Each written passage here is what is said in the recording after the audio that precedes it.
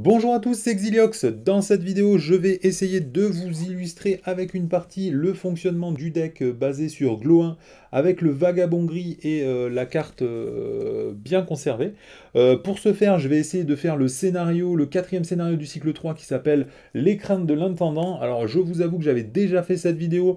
Et puis suite à ma précédente vidéo où il y avait quelques petites erreurs, je me suis rendu compte que ces erreurs, je les avais faites dans mes vidéos de présentation de ce scénario et que donc je préférais tout refaire.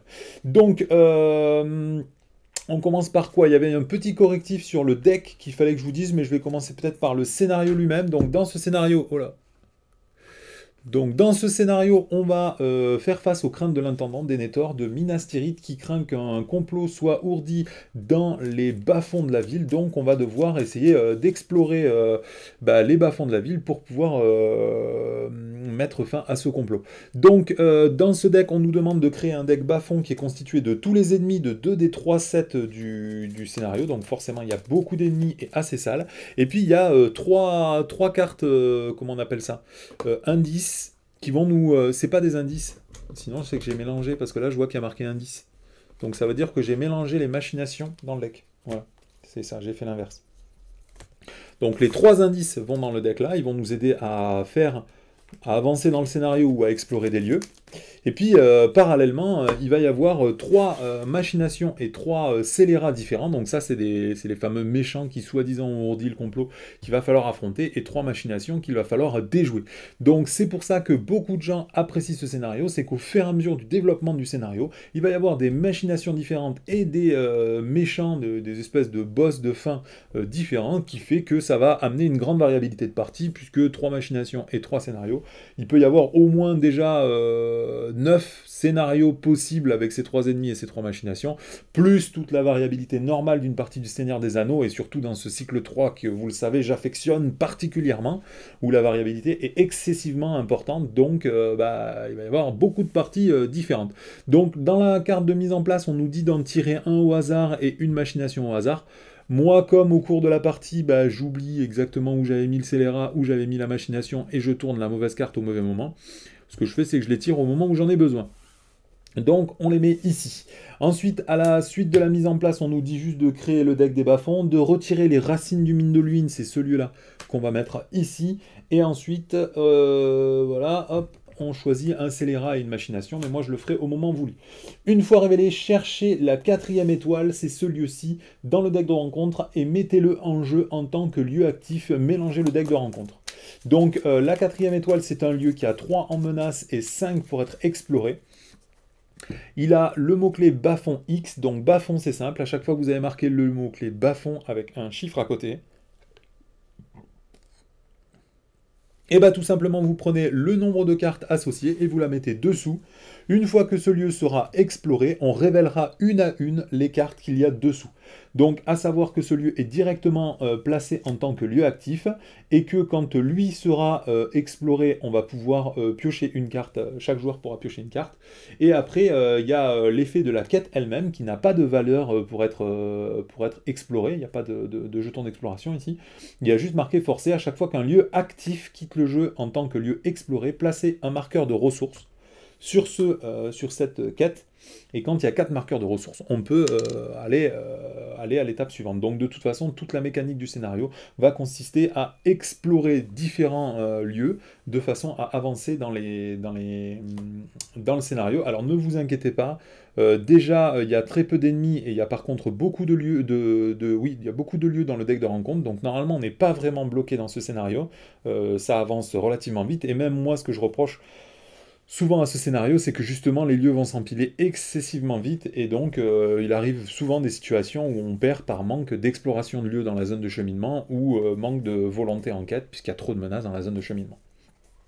Voilà, donc de toute façon, comme mon avis sur les précédents scénarios, pour moi le cycle 3 est assez mal dosé dans sa difficulté, tout simplement parce qu'il y a des cartes qui n'ont aucun effet au moment où vous les tirez, si jamais c'est le bon moment dans la partie, donc des cartes qui vous tuent des alliés quand vous n'en avez pas, vous vous en fichez, des cartes qui vous tuent vos attachements quand vous n'en avez pas, ça ne fait rien, et par contre, à l'inverse, à d'autres moments dans la partie, ça peut complètement retourner la game. C'est la mécanique de ce cycle, c'est comme ça, on peut rien y faire. J'avais commencé l'exploration de ce cycle 3, donc je continue quand même. Voilà, deuxième partie de cette vidéo, c'était de reparler de ma précédente vidéo sur le Craft and Play de Gloin Vagabond Gris.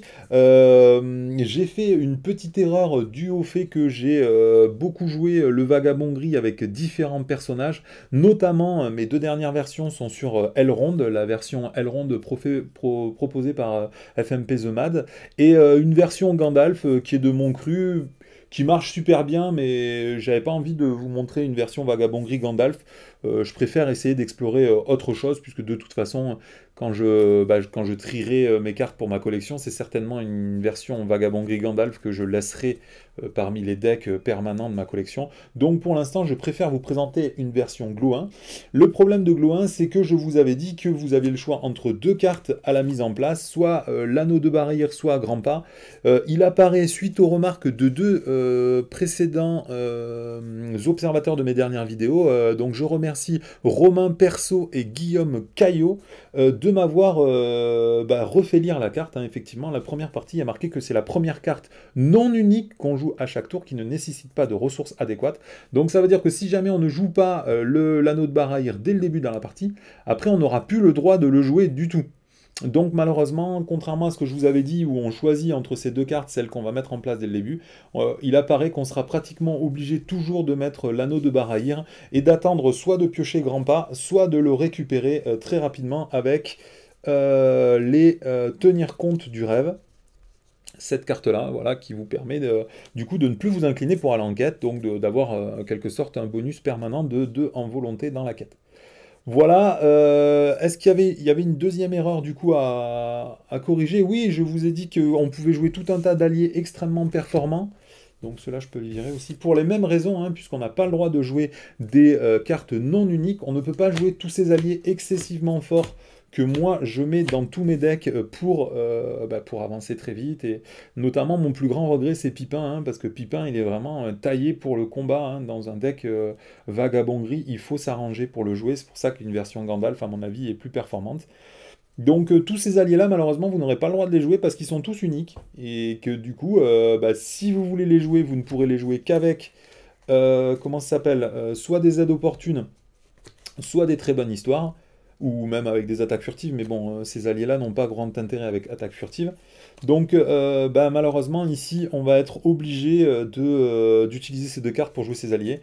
Donc moi, ça m'intéresse pas trop d'attendre des cartes pour jouer des alliés, surtout qu'il y a déjà 6 cartes au corps et attaque furtive qui fonctionnent qu'avec Gandalf. Et déjà, quand on n'a pas Gandalf, c'est super relou. Donc, j'ai pas envie de rajouter des cartes à combo. Notez quand même que vous avez cette solution proposée par Guillaume Caillot, je crois. Oui, je crois que c'est Guillaume qui m'avait dit ça. De jouer la ceinture de Narvi, puisque c'est un personnage nain. Vous pouvez tout simplement l'incliner au début d'un tour pour gagner une nouvelle sphère et ainsi jouer ses alliés. Donc, c'est une très bonne solution. Hein. Je félicite Guillaume d'avoir pensé à cette solution-là. Moi, la ceinture, je vous avoue que même dans mon deck nain, qui pourtant comporte 4 couleurs, je la joue pas. Je préfère jouer... c'est quoi? C'est la tempête vient, je crois. Celle qui nous permet de... La quête annexe, qui nous permet de jouer des alliés d'une autre sphère. Donc, je vais pas prendre cette solution. À la place, je vais virer tous ces alliés-là avec grand regret. Et je vais mettre d'autres alliés plus faciles à jouer. Faramir parce qu'il est commandement, un mercenaire nain pour les raisons que j'ai évoquées juste avant dans ma vidéo de Craft and Play, c'est que c'est très bon pour lancer la game. Je vais mettre le troisième au corps qui me manquait pour jouer encore plus Gandalf. Après j'ai renforcé la dynamique secret puisque ceux-là de toute façon on aura quand même le droit de le jouer puisqu'ils ne sont pas uniques du moment que c'est la première carte qu'on joue à chaque tour. Et un gardien des maisons de guérison puisque je vous avoue que ces tests et les vidéos de présentation de ce scénario ne vont pas concerner uniquement l'écran de l'intendant, mais le scénario d'après qui s'appelle la jungle de Druadan, et qui est un scénario très difficile si on n'a pas de solution de soin. D'ailleurs, moi je l'avais fait, je l'avais réussi sans solution de soin, mais mettre un petit gardien des maisons de guérison, ça mange pas de pain, donc on peut le faire. Voilà, à noter toujours pareil, hein, parce que ça fait partie des erreurs les plus courantes que moi-même j'ai fait dans une de mes vidéos, que l'anneau unique diminue de 5 votre valeur éliminatoire, donc ça veut dire qu'à 45 de menaces, même si on commence à 9, ça arrive souvent, surtout dans ce type de scénario, on peut perdre la partie à 45 de menaces. Voilà, donc normalement, toutes les explications, tous les correctifs sont faits, on est prêt à jouer la partie, donc on va commencer immédiatement la partie. Donc la mise en place du scénario est terminée, je vais mettre Glow 1 en jeu le vagabond gris et l'anneau unique. Donc on va commencer directement par tirer les 6 cartes de notre main, hein. Ça, c'est les options de mise en place qui font ça. Donc on va chercher à obtenir le grand pas, hein, bien évidemment, qui nous aiderait énormément. Et puis nos cartes secrets, notamment les alliés faciles à poser au début de la partie. Ou même nous ne sommes pas paresseux, comme je vous l'ai expliqué dans le Craft and Play, ça nous permettrait de jouer des alliés assez facilement. Donc bah là on n'est pas trop mal, on a une aide opportune, celui-là on va galérer à le jouer mais on a deux alliés en secret. Du coup je vais quand même, je pense, jouer ça, surtout que je veux jouer un Selduin dès le début de la partie pour éviter d'avoir des emplacements de dieu. Donc je vais garder cette main là, surtout que j'ai pas Barahir dans la main, donc ça évite que en faisant mon mulligan, j'ai Barahir dans la main. Ensuite, on va pouvoir utiliser la carte de l'anneau unique pour aller chercher bien conservé. Ah bah je vois le Ring of Barrier, donc on va le mettre directement là. Et on voit, où est mon bien conservé? Il est là.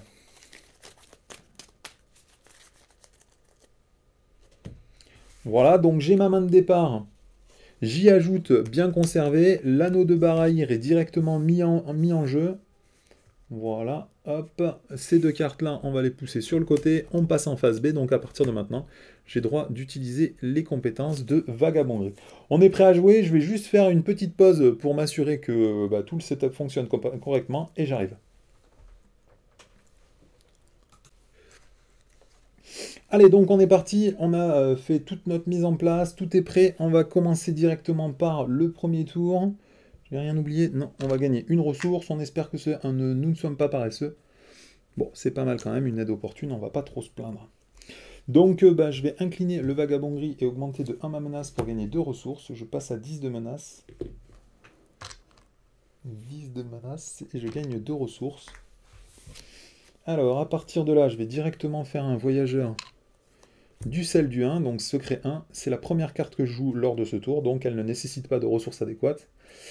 Pardon, c'est pas ces cartes-là qu'on révèle, c'est celle-ci. Si, non, c'est celle-ci. Donc c'est un coup de poignard dans le dos.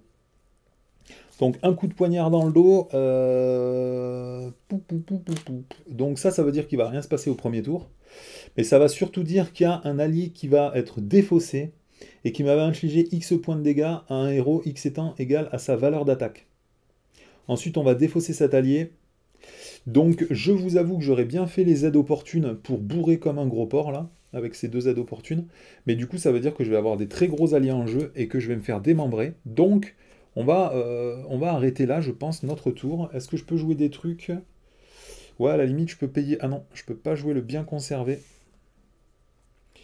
Je peux pas jouer non plus tenir compte du rêve. Ce sont deux cartes qui sont connaissances et je n'ai plus le droit de jouer des cartes d'une autre sphère. Donc on va arrêter là ce tour-ci. On va passer directement à la phase de quête. Donc je vais incliner le voyageur du Selduin et Gloin. Donc j'ai 4 enquêtes. Hop là. Ah d'ailleurs, est-ce que ça vaudrait pas le coup quand même de jouer une autre carte pour gagner des ressources, plutôt que d'aller en quête? Parce que certes, le voyageur du sel du 1 m'infligerait beaucoup de dégâts, enfin pas du tout de dégâts, mais un autre allié me permettrait de gagner des ressources avec Gloin. Donc je vais plutôt le faire, tiens. Même si je perds un allié, ça me permettra de gagner des ressources et donc d'accélérer la suite. Donc je vais payer une ressource et je vais jouer aide opportune. Je révèle les 5 premières cartes de mon deck et j'ai le droit d'y mettre un allié en jeu. Alors ça ferait quand même un peu de peine de jeter Gimli. Qui est-ce que je mets? Je mets Mary, comme ça fait 2 de volonté en plus dans la quête et puis ça me fait toujours 0 dégâts. Ou sinon un mercenaire nain. Mercenaire nain... Qu'est-ce que je peux mettre? Sinon, je mets un guetteur de l'itilien, hein. Ça fait 2 d'attaque, c'est dommage s'il est défaussé, mais j'en ai un autre dans la main et je pourrais pas le jouer avant plusieurs tours. Et comme ça, si jamais il est défaussé, je gagne quand même 2 ressources et ça m'accélère mon tour prochain. Donc je pense qu'on va faire ça. Donc c'est inutile hein, que je regarde quand il arrive en jeu la première carte du deck, parce que si jamais c'est une carte ennemie, j'ai le droit de la défausser, mais je sais que c'est une carte traîtrise et que c'est un coup de poignard dans le dos. Donc du coup, maintenant je peux envoyer tout le monde en quête. Donc maintenant je n'ai plus 4, mais j'ai 5. On va révéler une carte, c'est un coup de poignard dans le dos, donc il faut que je tire au sort un de ces deux alliés. Donc 1, 2, 3, 4, 5, 6. 4, 5, 6, c'est le guetteur de l'itilien, donc il est défaussé en infligeant 2 points de dégâts à Gloin. Je prends donc 2 points de dégâts, avec la compétence de Gloin, je vais pouvoir gagner 2 ressources. Et je perds 1 en volonté. À partir de là, j'ai 4 en volonté, il y a 0 dans la zone de cheminement, je fais un succès de quête de 4. On met 4 marqueurs de progression sur le lieu actif. Allez, on va passer à la fin du tour. On redresse tout le monde. J'augmente de 1 ma menace, je passe à 11. C'est la fin du tour 1, on passe au tour 2. Je pioche une carte et je gagne une ressource. Première carte que je joue ne nécessite pas de ressources adéquates. Donc là, il faut que je choisisse soit entre le bien conservé, soit... Voilà, c'est les 3 cartes que je pourrais jouer. Ce tour-ci, j'aurais bien envie de rejouer un guetteur. Enfin, il y a très peu d'ennemis, hein, donc ça vaut pas trop le coup, mais ça me permet de savoir ce qui va arriver, et donc de jouer en conséquence, donc je pense que je vais quand même le faire. Je vais jouer le guetteur de l'Itilien pour une ressource. Je révèle la première carte. Si c'est un ennemi, j'ai le droit de le défausser. Là, ce n'est pas un ennemi. C'est un lieu. Il va falloir dépenser une ressource de la réserve d'un de mes héros pour voyager vers ce lieu. Ok. Et il aura 3 en menace. Donc ça veut dire que si je mets 4 en volonté dans la quête, c'est suffisant pour passer. Ok, donc suivant ça, je peux jouer les bottes d'Erebor pour gagner 1 point de vie. Je peux incliner le vagabond gris pour soigner jusqu'à 3 points de dégâts, gagner de ressources et augmenter de 1 mon niveau de menace. Qu'est-ce que je peux jouer d'autre? Je vais garder une ressource pour voyager vers ce lieu et je vais payer 4 ressources pour jouer un garde de la citadelle. Enfin, pardon, à chaque fois je dis garde de la citadelle, mais c'est chevalier de la tour blanche. Ok, ensuite, on va passer à la phase de quête. Il me faut 4, j'ai dit. Donc 4, qui est-ce que je mets? Je vais mettre le voyageur du sel du 1 et Gloin. Du coup, j'ai pile 4 en volonté dans la quête. Il y a 0 dans la zone de cheminement. On tire une carte, c'est une place du marché. Du coup, je fais un succès de quête de 1, juste suffisante pour explorer ce lieu. Quand j'explore ce lieu, j'ai droit de piocher une carte, c'est sa capacité réponse. Ensuite, on met directement, à cause du texte de la quête, une ressource sur la quête en cours, et on révèle la carte. Donc c'est une machination, donc j'aurais bien aimé que ce soit un ennemi, hein, parce que comme ça j'aurais pu le prendre sans défense avec mes 7 points de vie là, et j'aurais pu essayer de le blesser ou de le tuer avec mes alliés. Mais bon, on va quand même pas se plaindre. Donc, phase de voyage, je vais voyager vers lui. Donc ça, c'est un indice, hein, c'est ce qui nous permet d'accélérer dans la mise en place du jeu. Moi, en général, je les garde pour l'étape 2, qui est un petit peu plus pénible, parce que la machination est déjà en jeu. Donc moi, je vous encourage plutôt à la garder pour plus tard, cette carte. Donc, inclinez un héros pour récupérer cet objectif, ajoutez-le à la pile de victoire et placez 2 marqueurs de ressources sur la quête en cours. Donc là, on va pas le faire. Donc, trajet, dépasser une ressource pour voyager vers ce lieu, je le fais immédiatement, immunisé aux effets des cartes joueurs. Ok.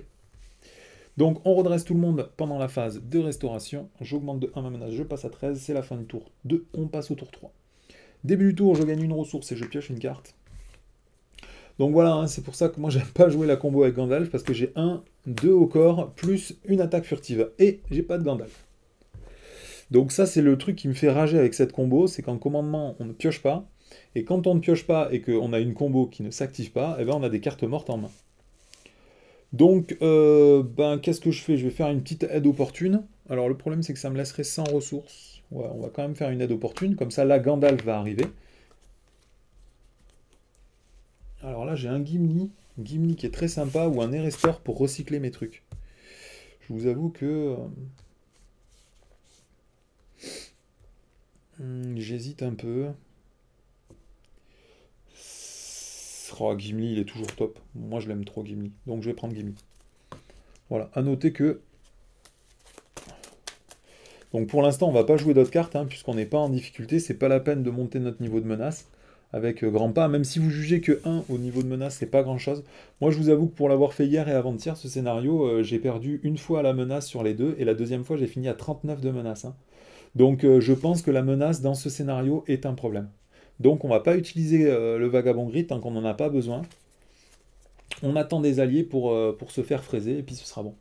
Donc, sachant que les cartes les plus importantes ont 4 de menace, je pense que je vais mettre 5 en volonté dans la quête. Donc, je vais mettre 1, 2, 3, 4, 5, 6. Donc, je mets 6 en quête, il y a 0 dans la zone de cheminement. Est-ce que ça vaudrait pas le coup de garder lui? Non. Allez, on révèle une carte. Donc, c'est un égout qui a bas-fond 1. Une fois révélé, placez la première carte du deck, bas-fond, placée sous le lieu actif. Donc, on le met ici. Ensuite, il a 3 en menace, moi j'ai mis 6 en volonté, je fais un succès de quête de 3. Ce lieu est exploré. Quand ce lieu est exploré, en réponse, on met un jeton sur la quête en cours, et on révèle la carte bas-fond qui est derrière. Mince. C'est encore c'est encore un indice. C'est pénible parce que je vous avoue que là, j'attends l'allié pour redresser Gimli, prendre des dégâts. C'est extrêmement relou. Des cartes d'indice, enfin des cartes indices, ouais, il y en a que 3 hein, dans ce paquet. J'en ai déjà tiré 2. Donc cette carte, c'est la carte secrète. Incliner, action de héros. Pardon, action, incliner un héros pour récupérer l'objectif et l'attacher et lui attacher la carte secrète. Donc action, si elle est attachée à un héros, ajoutez la carte secrète à la pile de victoire pour placer 3 marqueurs de progression sur le lieu actif. Donc ça nous permet d'explorer des lieux. Allez, on va passer directement à la phase de voyage. Je vais voyager vers lui. Est-ce que je prends de ressources? Non, j'ai pas besoin de ressources là dans cette main-là, sauf pour tenir compte du rêve. Mais pour l'instant, on va pas le jouer. On va attendre de prendre des dégâts pour gagner des ressources. Et avec le tenir compte du rêve, on ira chercher un Gandalf s'il veut pas venir. Donc je redresse tout le monde, j'augmente de 1 mon niveau de menace, je passe à 14. C'est la fin du tour 3, on passe au tour 4. Je pioche une carte et c'est encore un mercenaire nain. Je vais gagner une seule ressource. Je pense que je suis suffisamment en place. Je vais peut-être jouer bien conservé. En première carte du tour, je vais jouer un bien conservé. Du coup, maintenant, j'ai 4, 5, 6, 7 et 8 de points de vie. Donc 8 points de vie, c'est cool. J'ai rien de particulier à jouer puisque j'ai j'ai une attaque furtive, 2 au corps, un mercenaire nain. Donc pour l'instant, on n'a pas besoin. Je vais mettre 6 enquêtes. 2, 4 et 6 enquêtes. 6 enquêtes, c'est suffisant ça? Non, je vais mettre 8. Non, j'aimerais voler un indice, surtout celui-là. Donc je vais mettre 6 enquêtes. On révèle une carte. Et c'est un tapis dans l'ombre. Une fois révélé, renvoyez dans la zone de cheminement tous les ennemis brigands engagés au combat avec un joueur. Si cet effet ne renvoie aucun ennemi brigand dans la zone de cheminement, tapis dans l'ombre gagne renfort. Donc il y a renfort. Et ça, c'est 2 sérieux ennemis. Attachez cette carte au héros ayant le coût en menace le plus élevé et n'ayant pas déjà 2 sérieux ennuis attachés avec lui. Comme qu'on a un attachement en condition avec le texte, quand le héros attaché s'incline, se redresse, déclenche une capacité, augmenter de 1 le niveau de menace du joueur. Donc c'est en particulier cette carte qui va nous faire augmenter très très vite notre menace. Donc vous allez voir, hein. C'est s'incline, se redresse, s'incline, alors se redresse, déclenche une capacité. Donc là, vous allez voir, ça va monter très vite. Hein.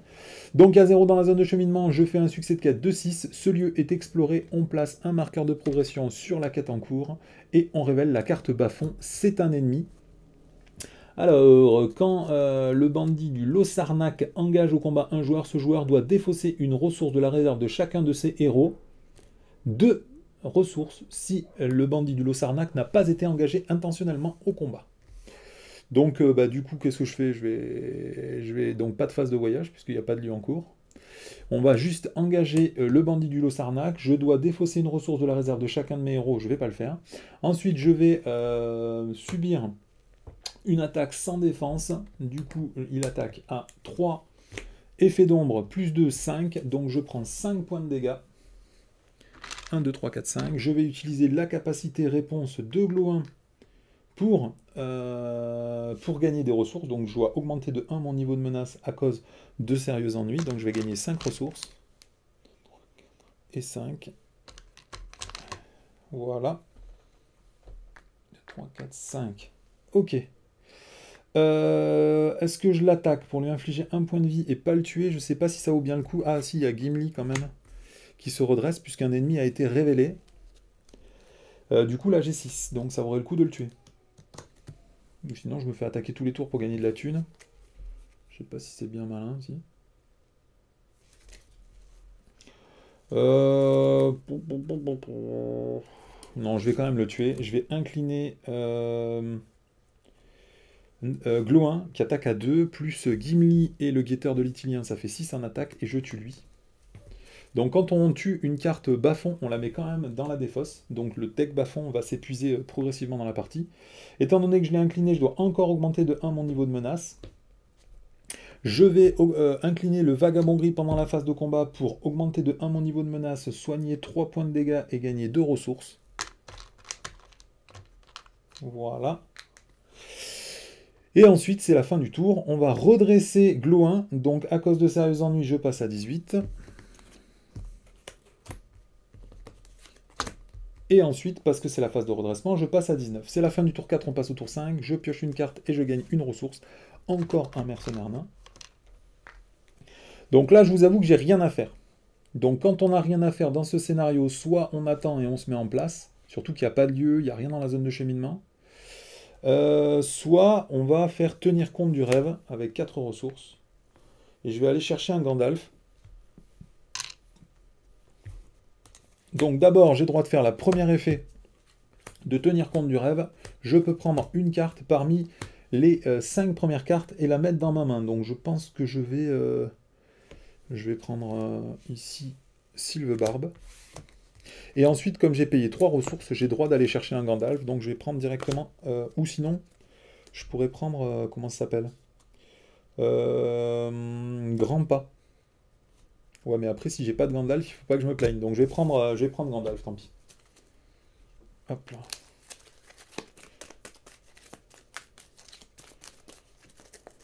Voilà. Après, ben, je vais jouer pour 4 ressources Sylvebarbe.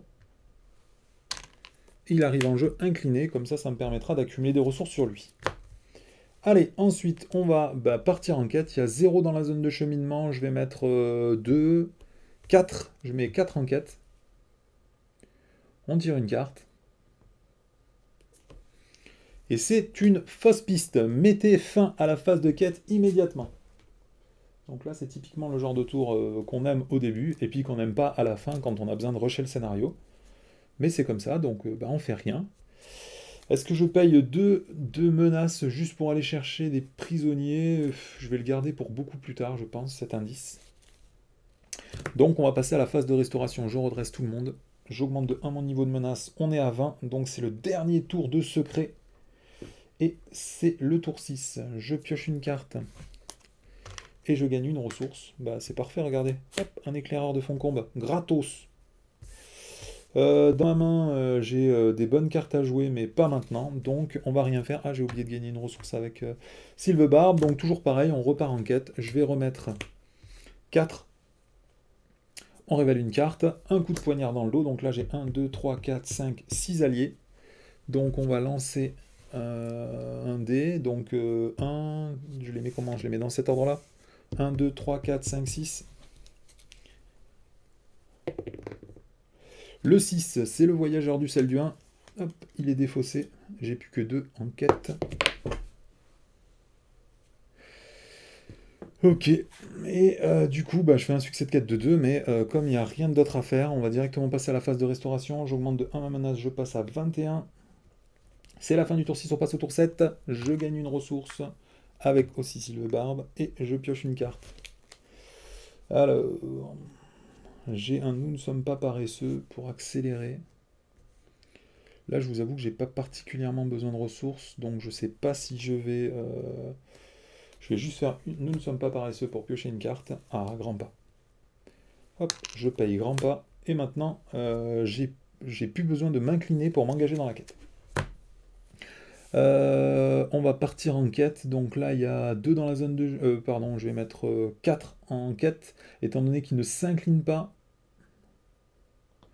eh ben, je fais pas de sérieux ennuis, hein, c'est ça. Hein. Quand le héros attaché s'incline, se redresse ou déclenche une capacité.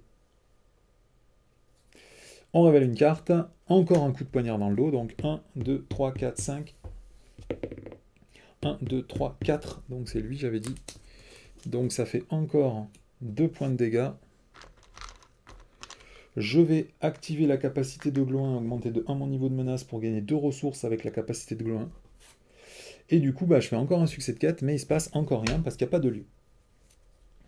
Je vais utiliser la capacité Vagabonderie pour me soigner, donc j'augmente de 1 de mon niveau de menace, je soigne 3 points de dégâts et je gagne 2 ressources. On redresse tout le monde. J'augmente de 1 mon niveau de menace, on est à 24, c'est la fin du tour 7, on passe au tour 8. Donc je pioche une carte et je gagne une ressource. Donc là, j'ai éventuellement un Gandalf à faire valoir, mais je me demande si ça vaut le coup quand il n'y a rien à faire, donc on va pas le faire. Je vais plutôt faire un nous ne sommes pas paresseux et piocher une carte. Ensuite, je vais payer 1, 2, 3 et 4 ressources, et je vais jouer un chevalier de la tour blanche. Ah, j'ai oublié de gagner une ressource avec lui. Allez, toujours pareil, ben, on va en quête. Grâce à Grand Page, je m'incline pas, je mets toujours Gimli, il y a toujours 4 enquêtes. On révèle une carte, et c'est enfin un lieu. C'est une rue de la ville, donc là, il faut faire attention, c'est le moment où, en général, ça se précipite. Et il y a le mot-clé renfort, donc on va tirer une deuxième carte, et si c'est encore un, comment ça s'appelle, un deuxième rue de la ville, et ben, c'est le moment où ça devient dramatique. Voilà, donc on révèle une deuxième carte, égout. Donc bas-fond 1, une fois révélé, placez la première carte du deck des bas-fonds face cachée sous le lieu actif si possible. Donc il n'y a pas de lieu actif, ça ne fait rien. Donc à cause de rue de la ville, je n'ai pas le droit de voyager vers les égouts. Hein, c'est le mot-clé de rue de la ville. Il y a marqué tant que rue de la ville est dans la zone de cheminement, les joueurs ne peuvent pas voyager vers un lieu n'ayant pas rue de la ville comme titre. D'ailleurs, j'ai oublié de faire la résolution de la quête.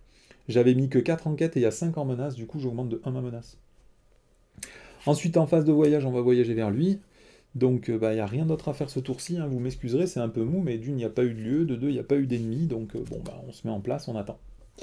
Je vais rien faire d'autre durant mon tour, donc je vais redresser lui, augmenter de 1 ma menace, je passe à 26. C'est la fin du tour 8, on passe au tour 9. Je pioche une carte et je gagne une ressource. Ah, voilà, là, on a Gandalf, là, encore. Donc toujours rien à jouer, hein. J'ai des Gandalf prêts à l'utilisation. Je pense que j'ai pas besoin de mercenaires nains pour l'instant, donc on va les garder pour un petit peu plus tard. On va juste partir en quête. Je vais mettre Sylvebarbe pour 2, un chevalier de la tour blanche, Gimli et Glouin. Ça fait que j'ai 2, 4, 6, 8. 8 enquêtes. Alors 8 enquêtes, est-ce que c'est suffisant? Les cartes, elles vont jusqu'à 4 en menace. Et s'il y a 4 en menace, il y aura 7 dans la zone de cheminement, sachant qu'il me fallait 2. Est-ce que je mets un 9e point? Je vais mettre un 9e point juste pour être absolument certain d'explorer ce lieu, pour pas que les lieux s'empilent, parce que malheureusement c'est ce moment-là où on tire la mauvaise carte. On révèle une carte, c'est un entrepôt, bas-fond 1. Hop. Il y a donc 5 dans la zone de cheminement, je fais un succès de quête de 4. Ce lieu est exploré, et du coup on va placer un 4e marqueur de progression sur cette carte. La quête a 4 marqueurs de progression, du coup on va la valider. On passe à l'étape 2. Donc étape 2A, c'est le grand dessin. On doit révéler la machination qu'on avait mis de côté. Donc ici, il y a 3 machinations. Il y en a une qui augmente de beaucoup le niveau de menace, c'est celle que j'aime pas. Et c'est celle qu'on prend tout le temps. Donc 1, 2, 3, 4, 5, 6. 5, 6, ce sera celle-ci. Alors, révéler une carte rencontre supplémentaire lors de la phase rencontre et placez-la dans la zone de cheminement durant l'étape de renforcement à chaque tour. Bien, ensuite on va voyager. Je vais voyager vers ce lieu-ci, puisqu'il a 3 en menace. Je l'ai oublié de retourner la carte. Donc, une fois révélé, mettez en jeu les racines du milieu Luin en tant que lieu actif et renvoyez tout autre lieu actif dans la zone de cheminement. Tant que le lieu actif quitte le jeu en tant que lieu exploré, placez un marqueur de ressources sur cette quête. Donc, les racines du milieu Luin, c'est un lieu bas-fond 1. Chaque lieu dans la zone de cheminement gagne plus de points de quête. Donc c'est ça les points de quête. Hein. Donc il faudra 5 pour l'explorer. Lui il faut 5, lui il faut 4 pour l'explorer. Tant que lui est en jeu. Quoi. Donc du coup il se passe encore rien ce tour-ci. Est-ce que je fais quelque chose? Non, on va rien faire. Donc je vais attendre. Maintenant est-ce que je vais avoir assez de valeur en quête, puisqu'il y a 5 dans la zone de cheminement, pour éviter ce fameux moment où on perd par empilement de lieux. Donc phase de restauration, je redresse tout le monde, je passe à 27 de menace. C'est la fin du tour 9, on passe au tour 10. Je pioche une carte et je gagne une ressource. Donc c'est encore un nous ne sommes pas paresseux, je vais piocher une carte. Donc là maintenant j'ai 2 au corps, 3 au corps et une attaque furtive dans la main et 2 Gandalf. Donc je pense que je vais jouer les 2 mercenaires nains. Hop. Juste, j'ai oublié de mettre une ressource sur Sylvebarbe. Donc juste pour faire face à ce tour, qui pour moi est un des plus critiques, avec le passage au tour 3, enfin à l'étape 3 de quête. Donc là maintenant, c'est mesurer le fait qu'on va avoir 2 cartes rencontres supplémentaires, plus cette carte-là qui est forcément un ennemi. Je sais pas trop quoi faire. Donc dans la zone de cheminement, il va y avoir au moins 10 ou plus, 10 ou 15 des fois. Donc est-ce que je mets tout le monde en quête, juste pour explorer le lieu? Et puis advienne que pourra. De toute façon, je vais mettre 2, 4, 5, 6, 7, 8, 9, 10, 11, 12. Ah ouais, j'ai que 12 en volonté. Ah ouais, je suis super léger, quoi. Du coup, j'ai presque envie de mettre un Gandalf. Je vais faire une attaque furtive. Je vais jouer un Gandalf. Avec ce Gandalf, je vais piocher 3 cartes. 1, 2 et 3 cartes. Et je vais aussi le mettre en quête. Donc ça fait 2, 4, 6, 8, 10, 14, 15, 16, 17. Donc je mets 17 en quête. Alors vous pourriez me dire que c'est excessif. Mais c'est jamais excessif, hein, c'est les scénarios du cycle 3. Donc on doit tirer 2 cartes à cause de la machination. La première, c'est... Hop, bah voilà, mettez fin à la phase de quête. Et on va quand même révéler la deuxième. Renfort, révéler une carte rencontre bas-fond et placez-la dans la zone de cheminement. S'il s'agit d'un indice, défaussez-la. Donc c'est pas un indice, c'est un scélérat. Et ensuite cette carte elle avait renfort. Alors je sais pas si quand on met fin à la phase de quête, on doit jeter toutes les cartes renfort qu'il y a dans la zone de cheminement. Ça c'est le genre d'effet. J'en ai aucune idée. Donc dans le doute je vais le faire, mais peut-être qu'il n'y a pas à le faire. Hein. Et c'est encore un ennemi. Donc j'ai droit de redresser Gimli déjà. On n'a pas de résolution de la phase de quête, donc on laisse tout de côté. Qu'est-ce qui se passe? À la fin de la phase de quête, à cause de l'attaque furtive, je renvoie Gandalf dans ma main. Ensuite, je suis à 27 de menaces, donc ces deux ennemis vont m'engager. Donc celui-là, il a plus 1 en attaque pour chaque lieu bas-fond en jeu, donc il y en a 1, 2 et 3, donc il attaque à 5.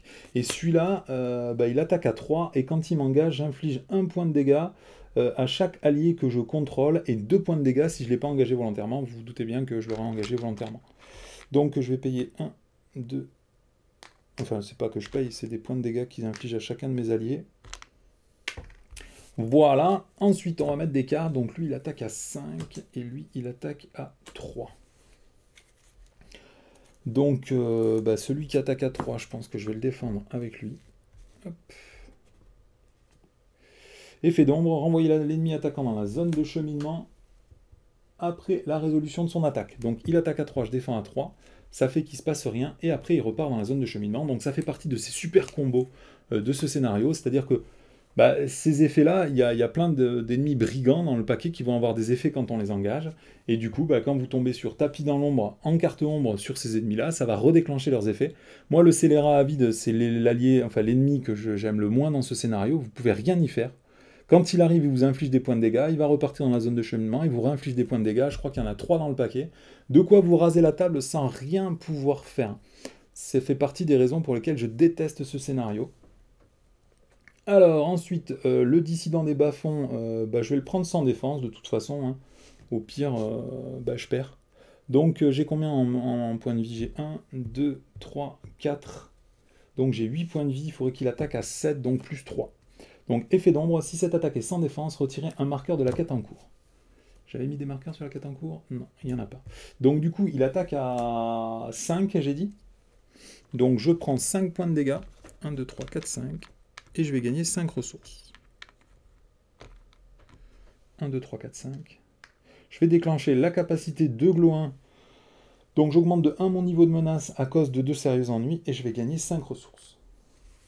Ensuite, avec qui je peux le fraiser lui? Soit j'augmente de 1 ma menace. Donc ça ferait de 2 ma menace ici. Soit je vais payer 2 ressources avec Sylvebarbe pour le redresser. Et pour attaquer, j'inflige 4 points de dégâts et il est mort. Je pense que je vais faire un coup de vagabond où j'ai déjà assez de ressources et je fais un bien conservé. Parce que là j'ai 6 points de vie, enfin j'ai 8 points de vie et j'ai 6 points de dégâts. Donc il me reste 2 points de vie. De toute façon là je pense que la partie est perdue. Ça fait partie de ces moments où dès que vous avez un petit peu trop de lieux, et c'est paumé quoi. Du coup, non, je vais pas utiliser le vagabond, j'ai assez de ressources. Je vais plutôt redresser tout le monde pendant la phase de restauration. J'augmente de 1 ma menace. Je passe à 29. À la fin du tour 10, il faut payer 2 ressources pour maintenir les mercenaires nains en place. Au début du tour, je vais augmenter de 1 ma menace. C'est pas bien conservé qui s'incline, c'est l'anneau unique. J'augmente de 1 ma menace, je passe à 30 pour soigner tous les points de dégâts sur Glow 1. Donc je soignais 6 points de dégâts. Et après, on passe à la phase de ressources, je pioche une carte, et je gagne une ressource. Alors, qu'est-ce que je pourrais aller chercher? Je pense que je vais faire un tenir compte du rêve, pour aller chercher dans les 5 premières cartes, une carte. Donc je ne sais pas encore ce que je vais chercher. Ah, j'ai oublié de mettre une ressource sur Sylvebarbe encore. Qu'est-ce qu'on peut aller chercher? Donc là, j'ai 4 ressources. Je pourrais éventuellement jouer. Donc soit aller chercher une carte de plus, soit jouer un chevalier de la tour blanche. Je peux mettre un hangboard, mais ça sert généralement à rien, parce qu'il va mourir avec les scélérats à vide. Les aides opportunes, maintenant, je suis plus en secret. Je peux aller chercher l'anneau magique pour gagner un point de vie. Avoir plus d'alliés, ce serait sympa avec une très bonne histoire. Mais je vous avoue que j'ai plus beaucoup de cartes dans mon deck déjà. Qui est-ce que je pourrais incliner? Je pourrais incliner Gimli. Le problème, c'est que je vais incliner que des alliés qui ont 2 de volonté. Et je crois pas que... Ah si, je pourrais récupérer Restore et tout. Bon, on va jouer avec cette carte-là. Donc je vais faire un très bonne histoire. Je pense que je vais pas payer les ressources pour tenir compte du rêve. Je vois pas qu'est-ce que je pourrais aller chercher de plus. Et puis comme je peux jouer encore 6 Gandalf, de toute façon, je vais piocher des tonnes de cartes. S'il en reste dans mon deck. Donc ensuite, je vais jouer un tenir compte, une très bonne histoire. Je vais incliner Sylvebarbe et un éclaireur de fond comble. Ça fait que je fais un tenir compte du rêve avec 6 ressources. Je défausse les 5 premières cartes de mon deck. 1, 2, 3, 4 et 5. J'ai droit d'y prendre jusqu'à des alliés qui ont 6 de ressources. Donc on va prendre ces deux-là, Faramir et le gardien des maisons de guérison. Voilà, et est-ce qu'ils sont dans le champ encore eux? Ouais, ils sont encore dans le champ. Voilà, après, qu'est-ce qu'on fait? On va... j'ai rien d'autre à faire de particulier, j'ai plein de Gandalf, plein de Haut-Corps, j'ai une attaque furtive. Le sel du 1, je peux pas le jouer puisque je suis pas en secret et que c'est déjà la deuxième carte que je joue sur ci. Donc on va rien faire. Dans la zone de cheminement, on va mettre un petit peu de fraîcheur là-dedans. Hop, on va virer les cartes bas-fond dessous les lieux. Voilà, il y a un ennemi.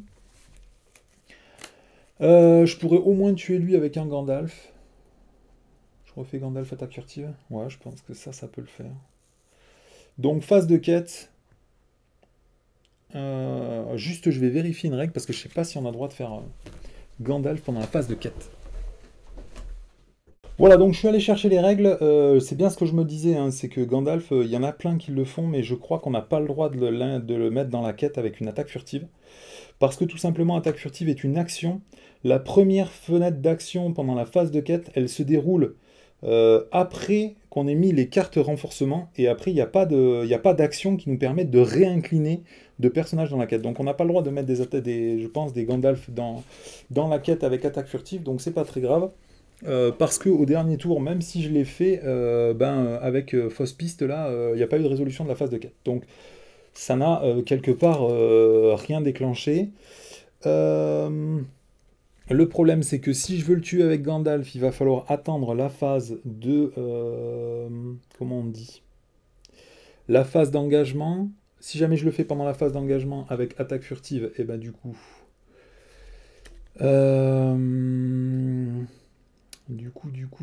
ben lui, Gandalf, il restera pas pour la phase de combat, donc c'est chiant aussi.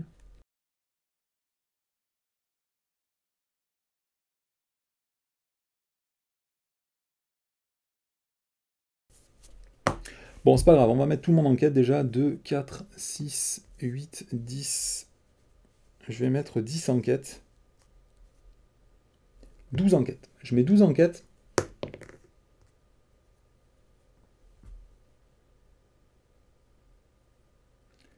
Alors, on doit, dans la zone de cheminement, il y a 3, il y a 7 déjà. Donc ça sent assez mal. Tac, on révèle une carte. C'est un égout bas-fond 1 avec une carte bas-fond supplémentaire sur le lieu actif. Et il faut révéler une deuxième carte. Donc pour l'instant, il y a déjà 10 dans la zone de cheminement. Et deuxième carte, perdu dans la ville, une fois révélé, chaque joueur doit chercher dans le deck de rencontre ou dans la pile de défausse rencontre un lieu cité et le placer dans la zone de cheminement si possible. Mélanger le deck rencontre si cet effet ne peut pas être éliminé. Donc on va aller chercher les rues de la ville. Non, elles ont renfort. C'est juste placé, c'est ça? Et placé dans la zone de cheminement. Donc je vais vérifier s'il n'y a pas des rues de la ville dans le deck de rencontre. Je ne sais pas combien sont passés déjà. Ça évitera d'avoir une carte renfort supplémentaire. Le lieu bas-fond, je l'avais mis. Ouais, c'est bon. et ensuite je mets lui dans la zone de cheminement. Donc je peux incliner par contre Faramir pour donner plus 1 en volonté à tous les personnages qui sont dans la quête. Donc j'ai plus 1, plus 2, plus 3, plus 4, plus 5, plus 6, plus 7, plus 8. Donc j'ai 20 en quête. Hop là. C'est bon, c'est bien ça. Hein.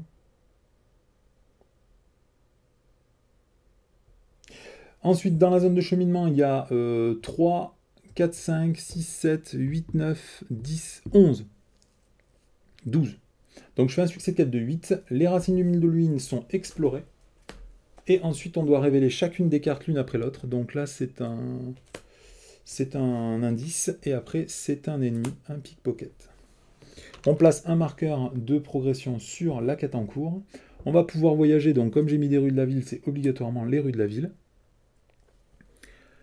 Quel bordel ce scénar alors.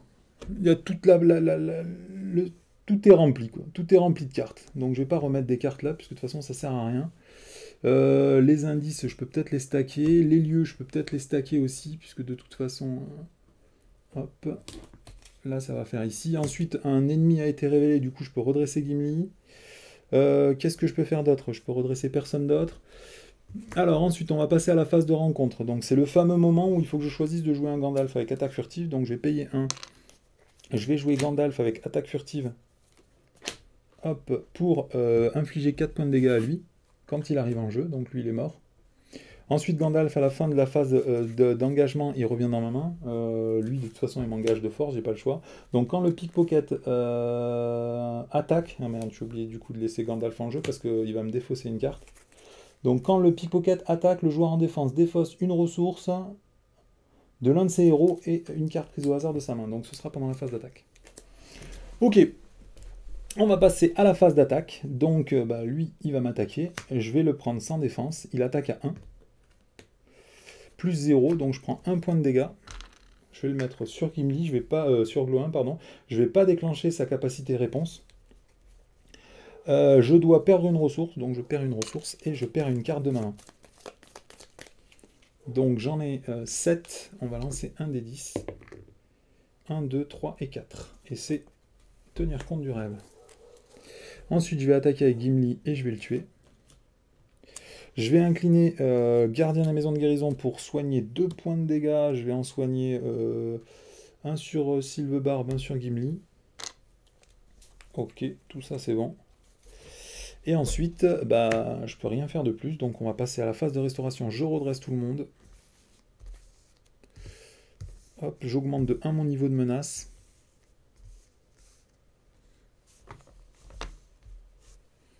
Je passe à 31.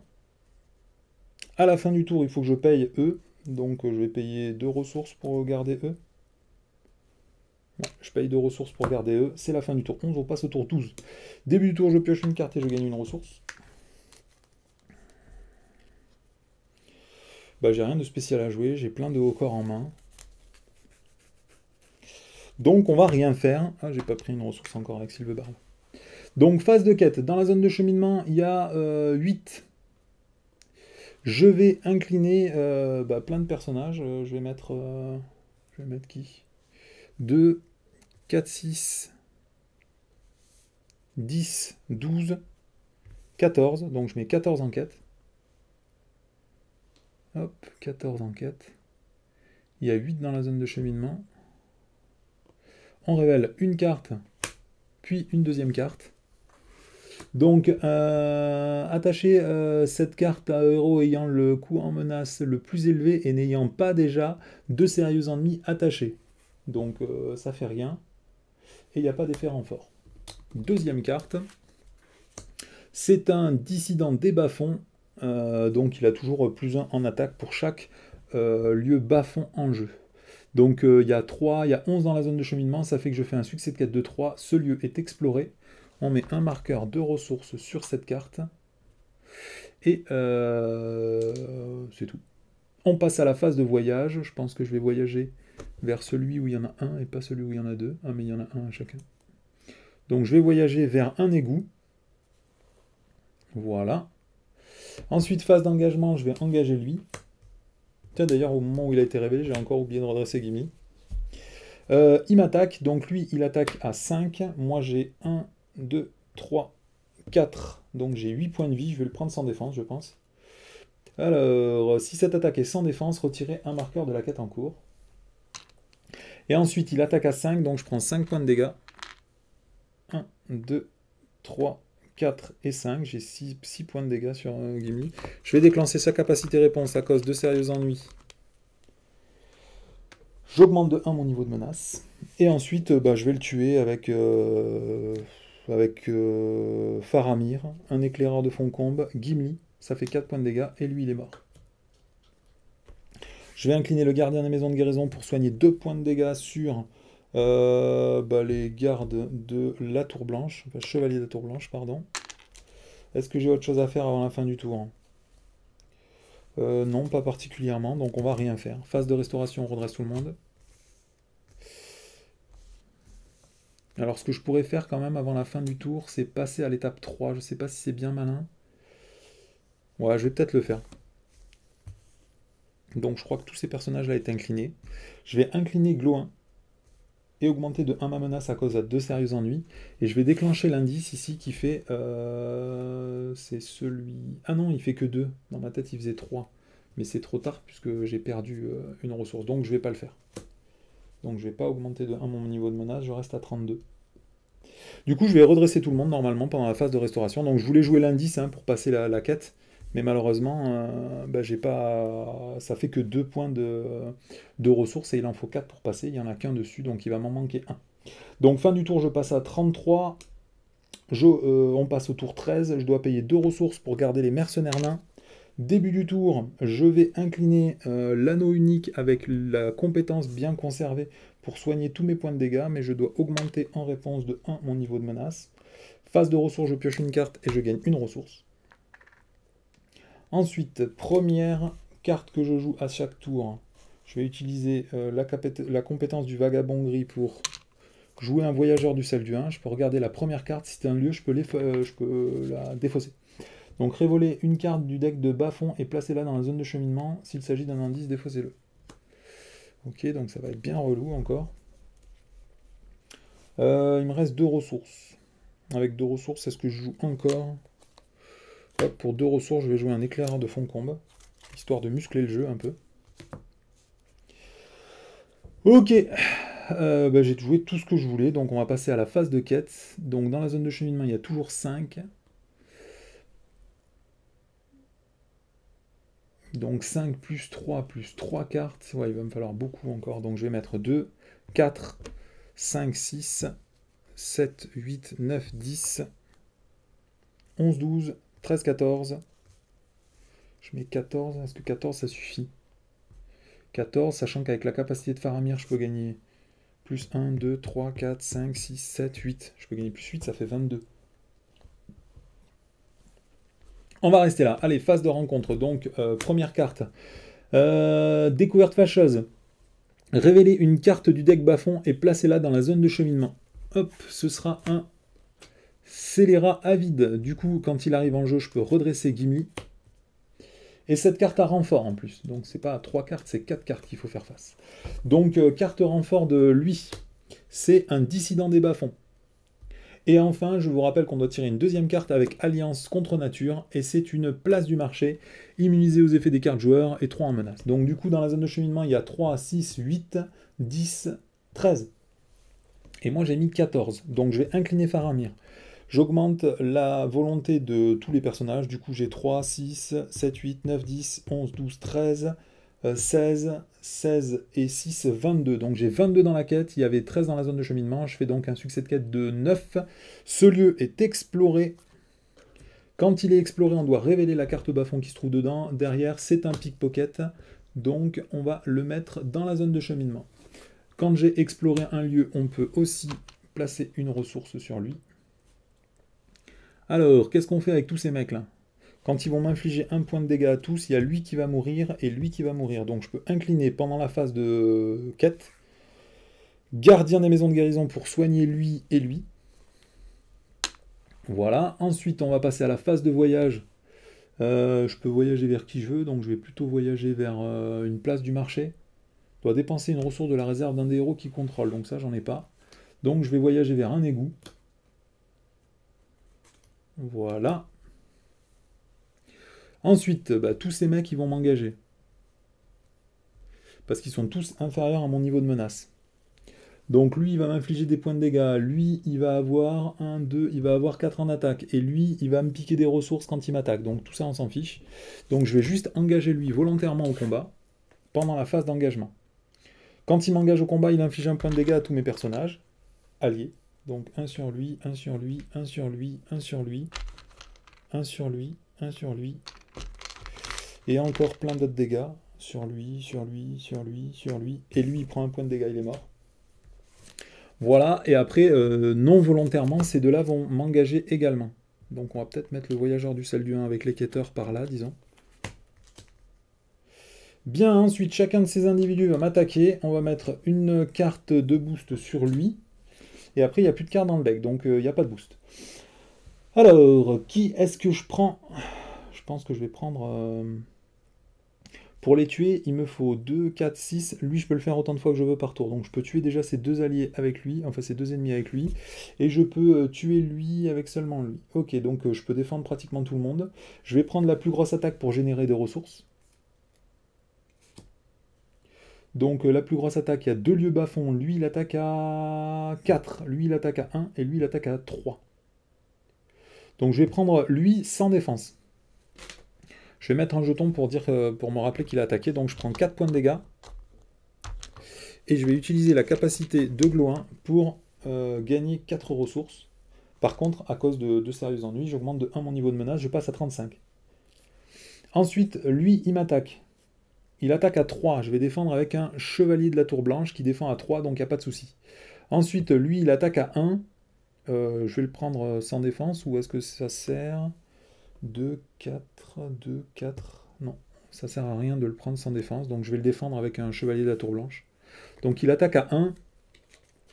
Effet d'ombre, l'ennemi attaquant gagne plus 1, plus 2 si cette attaque est sans défense. Donc il attaque à 2. Moi je défends à 3 avec le chevalier de la tour blanche, donc je prends aucun dégât.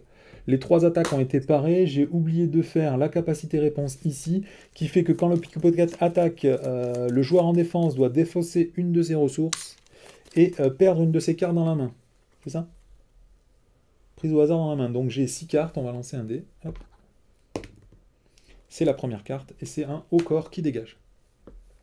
Donc là, j'ai toujours pas besoin de Gandalf, donc on va pas le jouer. Hein. J'ai encore 2 Gandalf et 2 hauts corps dans la main, mais on va pas les jouer.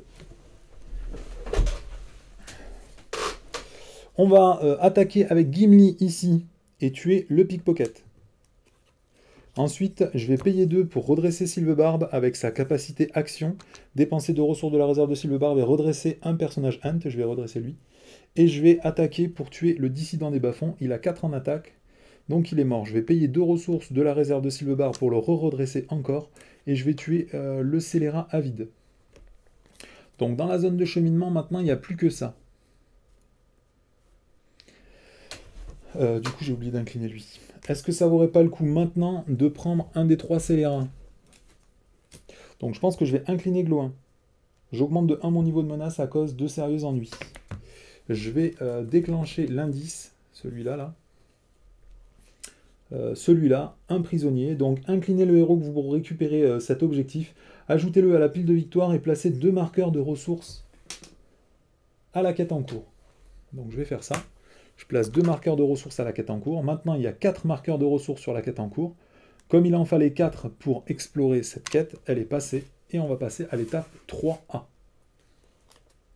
Donc, étape 3A, la confrontation. Une fois révélé le scélérat mis de côté. Donc, il y a 3 scélérats ici. On va les mélanger. Ils sont là. On va les mélanger et en tirer un au pif. Donc, 1, 2, 3, 4, 5, 6. Donc, 1, 2, c'est celui-là. Et c'est la main de Castamir.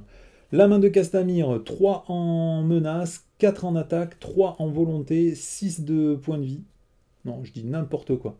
3 en menace, 4 d'attaque, 3 de défense, 6 points de vie.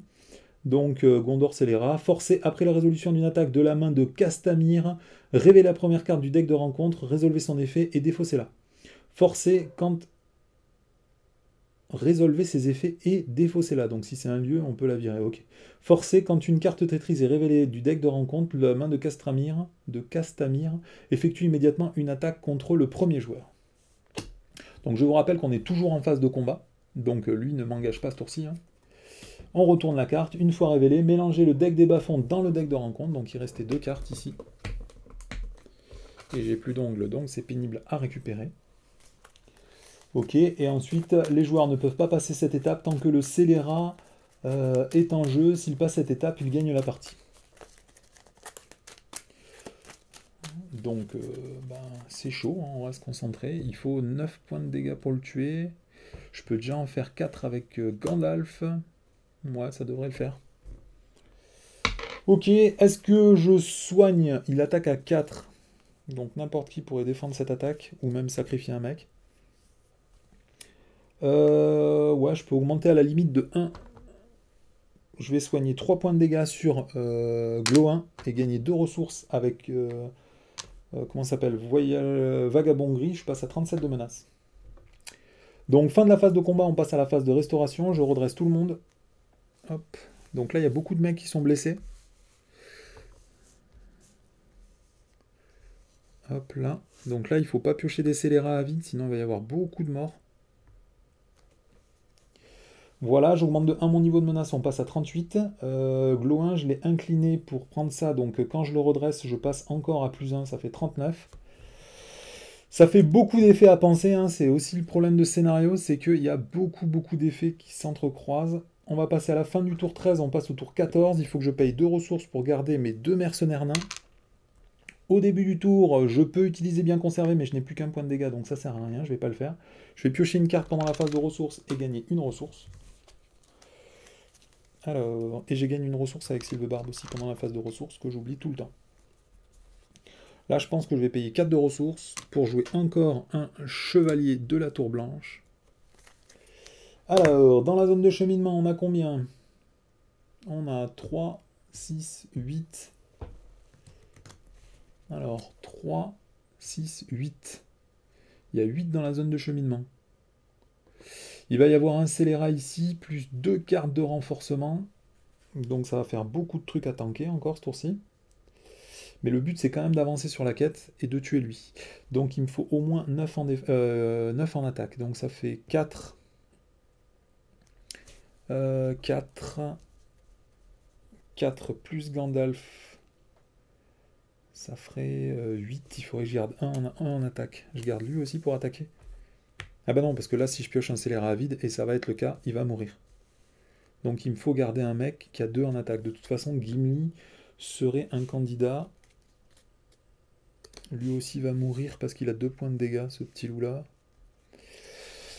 Ah, c'est pas simple, hein. De toute façon, j'ai rien à jouer. Donc on peut passer directement à la phase de quête. Donc phase de quête, il y a 8 dans la zone de cheminement. Qui est-ce que je mets? Je mets lui.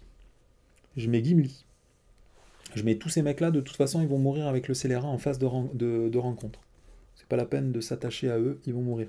Lui, c'est pareil, il a 2 points de dégâts, il va pas tarder à y passer. Ensuite, je peux mettre qui d'autre? Donc j'ai dit qu'il fallait que je garde 10 points de dégâts pour tuer lui. Je garde un mec au cas où ça tourne au chocolat pour défendre une attaque, donc je mets ces 3-là de plus. Parce que comme ça, si je prends un coup d'épée dans le dos, que je perds un des mecs... Ah ouais, merde, si je perds Sylvebarbe, c'est mort.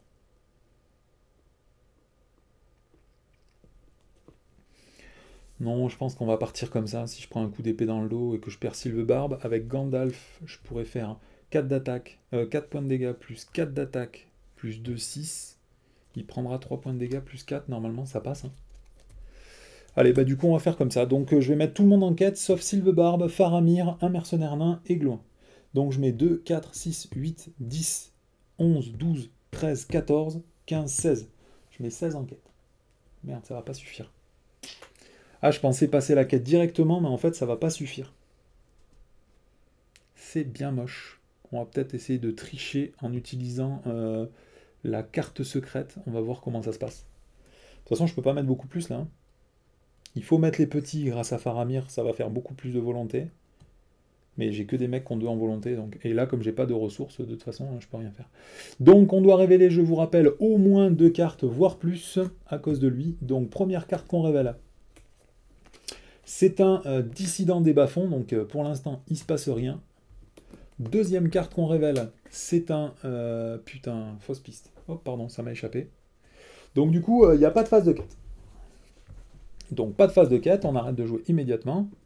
Hop, et on va passer à la phase de rencontre. Donc deux phases de rencontre, bah, je vais engager lui volontairement. Et puis je vais engager lui tout court. Voilà, donc il n'y a pas d'effet d'engagement. On va donner des cartes traîtrises à chacun d'entre eux, enfin des cartes d'ombre à chacun d'entre eux. Alors, du coup, il y a quand même un ennemi qui a été révélé, donc je peux redresser Gimli. Lui, il attaque à 2 plus 1 par lieu bas-fond, donc ça fait 1, 2, il attaque à 4. Lui, il attaque à 4, lui, il attaque à 4.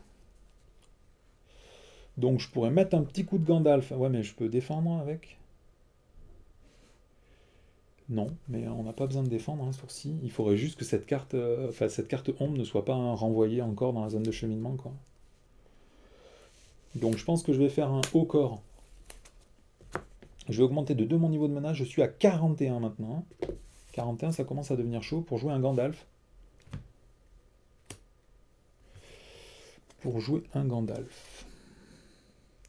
Gandalf, quand il arrive en jeu, je peux infliger 4 points de dégâts. Moi, je serais tenté d'infliger 4 points de dégâts à lui.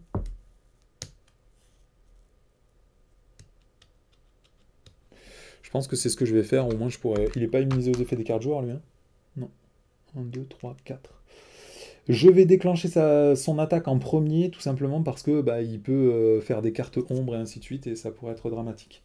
Donc renvoyer l'ennemi attaquant dans la zone de cheminement après son attaque, voilà, c'est exactement ce pourquoi j'ai infligé 4 points de dégâts avec Gandalf. Je me doutais qu'il allait se passer un truc de ce type-là.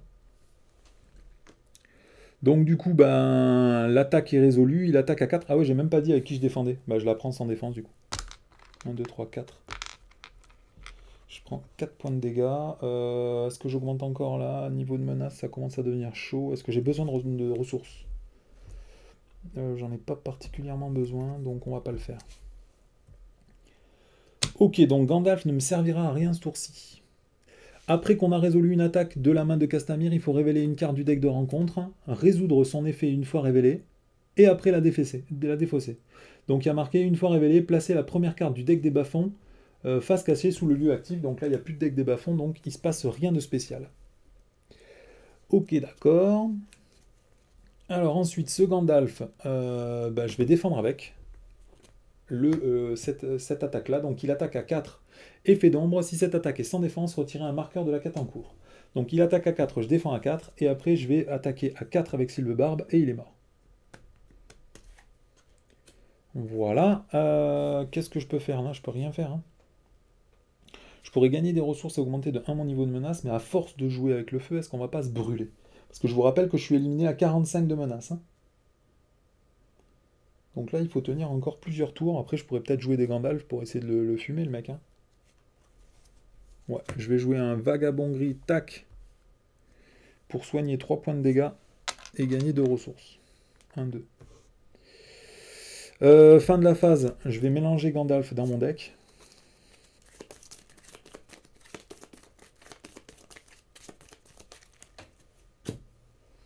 Ok, ensuite on va redresser tout le monde. J'augmente de 1 mon niveau de menace, je passe à 42. Fin du tour, 14, on passe au tour 15. Il faut que je paye les mercenaires, je vais encore les payer.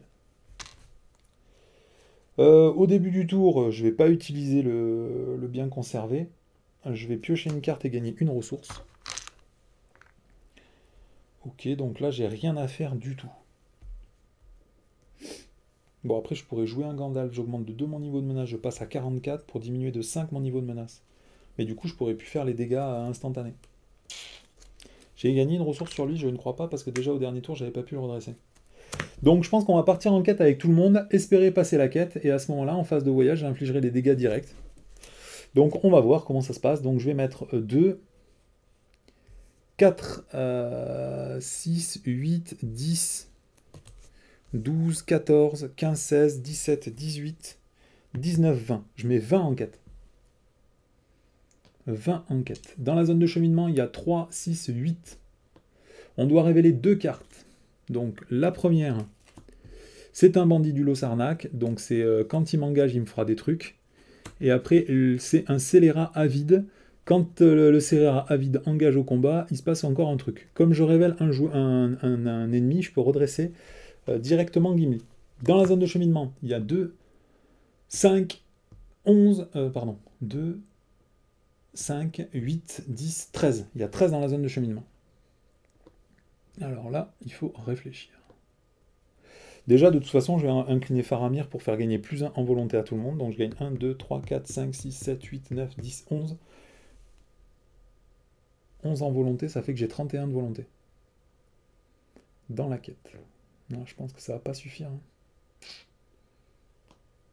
31 en volonté dans la quête. C'est bien ça? 3, 6, 9, 12, 15, 18, 21, 24, 25, 26, 27, 28, 31. 31, donc je ne me suis pas trompé. Donc je ferai un succès de quête de 31 moins 13. Ça fait de 18. Il y en a 3 qui iraient sur le lieu actif. Donc il serait exploré et 15 sur la quête en cours. Donc ça, là, je pense que ça passe du coup. Ah oui, sauf s'il y a un effet là qui me... Mais de toute façon, je peux rien y faire là, hein. C'est pas la peine de calculer. Donc je fais un succès de quête de 18. Il y en a 3 qui vont sur celui actif, il est exploré. On révèle une carte. C'est un assassin d'Umbar. Donc c'est un ennemi quoi. Et il y en a 15 qui vont sur la quête en cours. 3, 4, 5.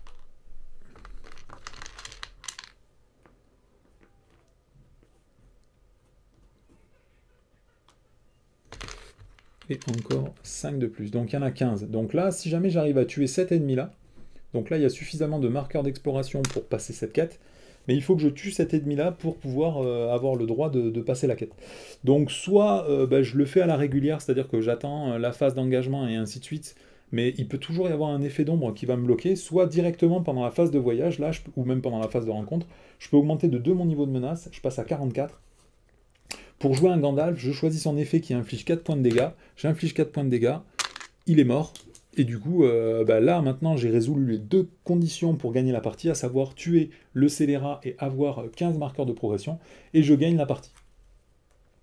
Donc, vous pourriez dire que c'est chaud, mais de toute façon, c'est un scénario qui est très chaud par le fait qu'il y a beaucoup de lieux qui vont se stacker, il y a beaucoup de dégâts qui sont infligés, il y a beaucoup de combos du scénario qui sont incontrables. Les cartes, aussi bien machination que scélérat, sont vraiment très très très violentes. Voilà, donc je suis pas à l'abri d'avoir fait en plus une erreur de jeu parce que malheureusement il y a trop d'effets de jeu. Enfin, il faudrait pratiquer beaucoup trop régulièrement et comme je vous l'ai dit dans ma précédente vidéo, en ce moment je joue à beaucoup trop d'autres jeux et je fais beaucoup trop d'autres choses pendant les vacances pour être vraiment concentré à 100% sur le Seigneur des Anneaux. Surtout qu'en plus, comme c'est des scénarios du cycle 3 et que je déteste ce cycle, je vous avoue que je ne le joue pas très souvent. Mais c'est quand même amusant parce que les 2 scénarios là, aussi bien les craintes de l'intendant que celui qui est juste après, ça s'appelle La forêt de Druadan. Ces 2 scénarios que j'ai essayé de faire avec mon neveu à plusieurs reprises et on a perdu à chaque fois. Donc c'était plutôt amusant de voir qu'avec même des gros decks, puisque j'ai joué mon deck 3 chasseurs, on a quand même perdu. Vous voyez que même en commençant à 9 de menace, je finis à 44, donc il suffit que j'ai oublié un seul point de menace à n'importe quel moment pendant la partie, et donc il y a les mauvaises langues qui diront ouais, et du coup il aurait perdu à la menace. Il aurait fallu que j'utilise un Gandalf à différentes phases du jeu, d'une façon différente, c'est tout, hein. Je pense pas que j'aurais pu perdre à la menace. Le seul vrai problème, c'est d'épuiser les ressources. C'est ça, c'est épuiser les ressources, c'est-à-dire vider sa pioche. Dès que vous avez plus de pioche, vous ne pouvez plus rien faire. Donc là, j'avais encore des bonnes ressources, j'avais notamment la pierre de Célébriand, qui a le malheur de ne pas venir souvent, mais après c'est ma faute. Parce qu'avec tenir compte du rêve, j'aurais très bien pu payer pour aller la chercher. J'ai préféré faire autre chose avec ma thune parce que je suis un mec cupide, mais j'aurais très bien pu faire ça. On peut jouer aussi à un mairie qui nous permet de faire un très très gros tour en quête, mais le problème de toute façon, c'est qu'avec les fausses pistes, hein, je vous rappelle cette carte-là, hein, fausse piste, et ben vous allez rajouter artificiellement plein de tours au jeu sans rien pouvoir faire, et donc ça va vous précipiter déjà d'une à l'accumulation des lieux dans la zone de cheminement, et de deux à la perte en menace, puisque il y a une machination, hein, c'est celle-là, hop, celle-là, qui fait augmenter de 3 votre niveau de menace tous les tours. Hein. À la fin de chaque tour, augmentez de 2 votre niveau de menace de chaque joueur. Sachant qu'on augmente donc de 1 pendant la phase de restauration et de 2 à la fin de chaque tour. Voilà, donc je suis quand même assez satisfait puisque je pense qu'il y aura quand même moins d'erreurs que la première vidéo que j'avais fait il y a 3 jours. Donc même s'il y a des erreurs, j'espère que vous me le pardonnerez. C'était une partie d'illustration de ce deck Gloin Vagabond Gris qui par ailleurs est extrêmement satisfaisant à jouer. Hein. Il faut vraiment découpler les sensations qu'on a par rapport à ce scénario et les sensations qu'on a par rapport à ce deck. C'est un deck qui est très satisfaisant à jouer, qui est très sympa. Il y a assez peu de combos pour une fois, donc du coup ça rend les parties beaucoup plus linéaires. Il y a beaucoup moins de trucs à penser, et contre ce genre de scénario, c'est quand même important de pouvoir se focaliser surtout sur la gestion du scénario et un peu moins sur la gestion du deck. Parce que c'est ce qu'on me reproche dans certaines de mes vidéos, c'est que mes decks sont plein bourrés de combos, et du coup, il faut jouer vraiment un paquet de fois pour arriver à maîtriser les decks sans faire trop d'erreurs. Vous le voyez dans mes vidéos, je fais systématiquement plein d'erreurs. Bon, après, c'est pas super grave, hein, c'est un jeu coopératif, donc c'est aussi sympa de jouer tout simplement. Et puis bon, si on fait des erreurs, c'est pas super grave, on refait les scénarios, quoi, ou même on dit, c'est pas grave, la prochaine fois que je jouerai ce scénario, je ferai un peu moins d'erreurs. Voilà, écoutez, ça m'a fait plaisir de vous présenter à la fois ce scénario que je ne rejouerai pas avant un long moment, puisque je ne l'aime pas du tout, et certainement je vais rejouer, peut-être pas immédiatement parce que l'heure est tardive maintenant, mais je rejouerai avec ce deck pour vous le présenter dans un autre scénario, la forêt de Druadan, le scénario qui fait directement suite aux craintes de l'intendant. Donc je vous laisse ici, c'était Xiliox dans cette longue partie du Seigneur des Anneaux, donc à bientôt.